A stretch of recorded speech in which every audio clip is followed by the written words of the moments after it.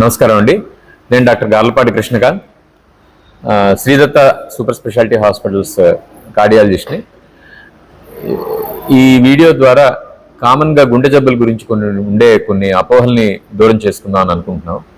ప్రధానంగా ఒకటి రెండు అపోహలు ఉన్నాయి. గుండెపోటు అంటే ఖచ్చితంగా నొప్పి రావాలి, బరువు రావాలి అని.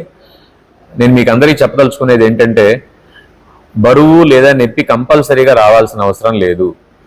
గుండె నొప్పి, గుండెపోటు అనేది చెవి నుంచి స్టార్ట్ చేసుకుని పొట్ట వరకు, అంటే బొడ్డు వరకు ఎక్కడైనా నొప్పి రావచ్చు, మంట రావచ్చు, బరువు రావచ్చు. వీటితో పాటుగా చెమట లాంటివి వచ్చినప్పుడు ఖచ్చితంగా అది గుండెపోటుగా మేము నిర్ధారిస్తూ ఉంటాం.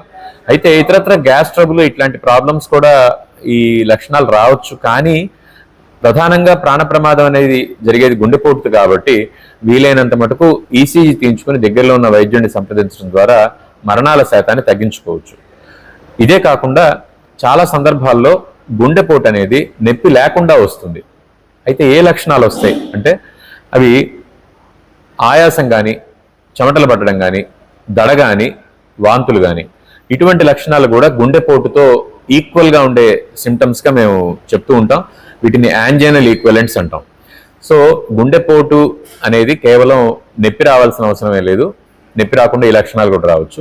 ఇదే కాకుండా చాలామంది అడుగుతుంటారు, కుడివైపు గుండె నొప్పి రావచ్చా, కుడివైపు వచ్చే నొప్పి గుండెపోటు కావచ్చా? కాదు అని అనుకుంటారు, కానీ కావచ్చు.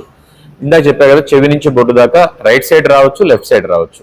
ఇప్పుడు నేను చెప్పిన వాటి ద్వారా గుండెపోటు అనేవి ఈ పద్ధతుల ద్వారా కూడా వచ్చే వాటిని గుండెపోటుగా నిర్ధారిస్తుంటాము. Thank you.